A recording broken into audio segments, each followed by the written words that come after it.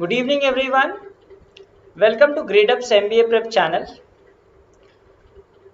So when you prepare for any examination, one of the most important things that help you in your preparation are your past year papers, right? Previous year papers. So like for every examination, these are helpful. So are they for MAHCET? So today we are going to discuss that how you can utilize these past year papers and what can be done from these to achieve your maximum score this time. Okay. So actually to be honest, these are not actual papers because MAHCET never releases the papers. These are memory based papers that have been created by looking at the pattern during those particular years, right? So these are memory based papers, but still they are helpful because they give you idea about the pattern, right? So they might be, the questions might be of similar level, may not be the exact questions, but still you get very close idea of what type of questions have been asked in this examination. Okay, so today we'll discuss that how you can utilize these past year papers for better performance. This is our YouTube schedule, and these are the timings of the different classes that we have on our platform. So you can subscribe to our channel and view these classes at these particular timings. And we have also curated the playlist for all examinations, so you can search the videos examination wise and watch the relevant videos for different examinations. And so today is the last day of the sale which we are running on the occasion of Raksha Bandhan.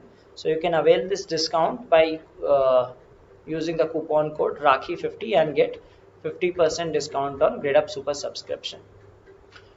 Okay, so first thing, like a lot of people ask that are these papers actual papers, right? So a lot of students have this query that are these actual papers because MAHCET does not release the questions, right? Unlike some examinations like CAT and all, wherein they release the questions, they release your response key.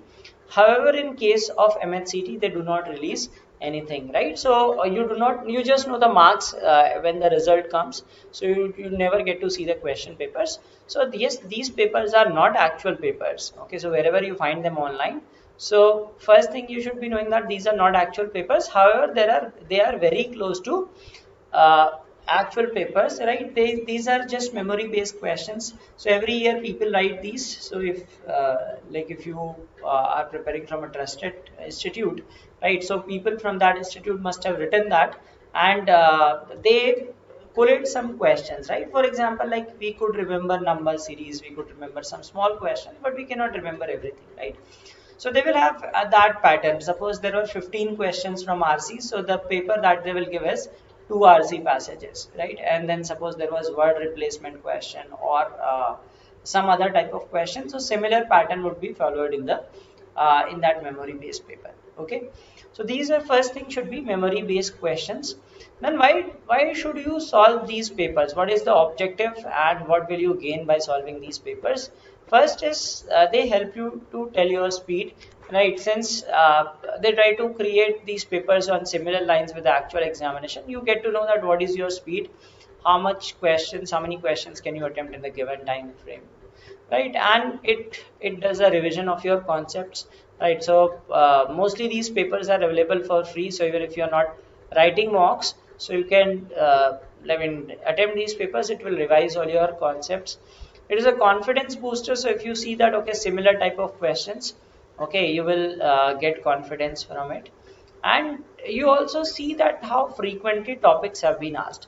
Maybe the questions are not the same, the topics will remain the same, right? So suppose a question was asked on number series, so they will put some questions on number series, right? So some sort of, let us say, floor based puzzle was asked, right? So you will have a question on floor based puzzle, so you know that okay, these were the type of questions asked.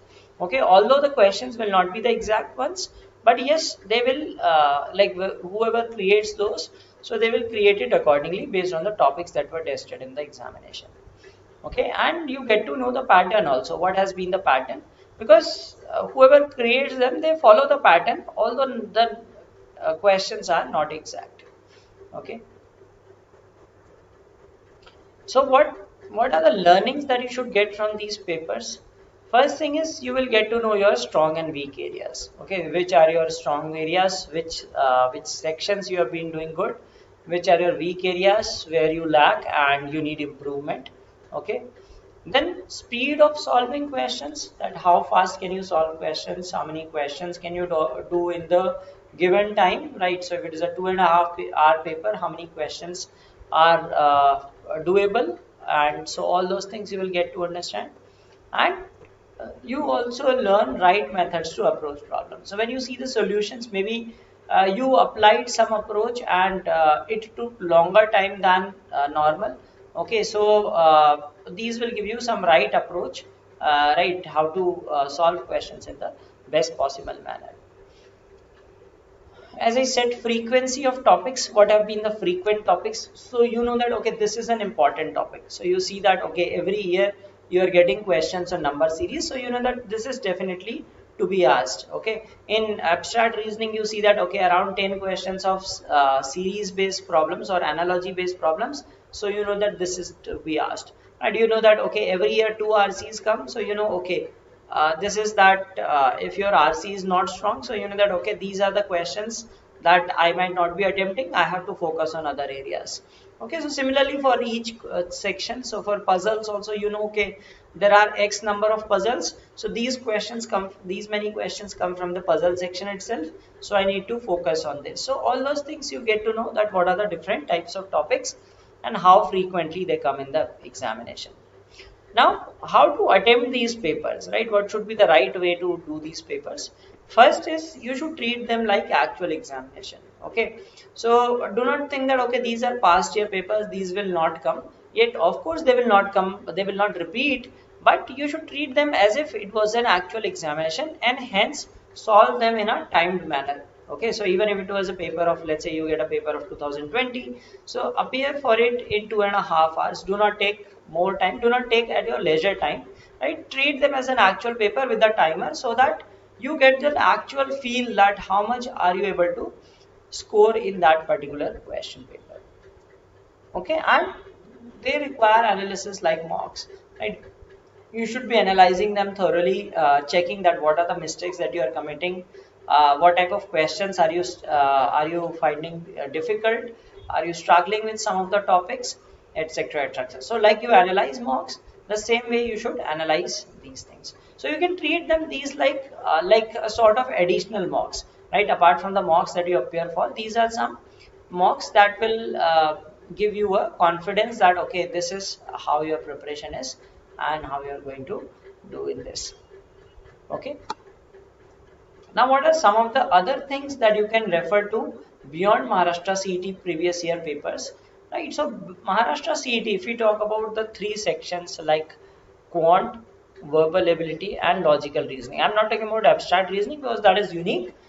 These three sections have all questions majorly based on banking and insurance exam patterns, right? Since this is conducted by IBPS, so do check their papers also. What is the latest pattern? What has been the change in patterns, right? So do those questions, that will help you in your preparation because these are on similar lines. So in verbal, you will find questions like error spotting and all those things which are present in these IBPS questions.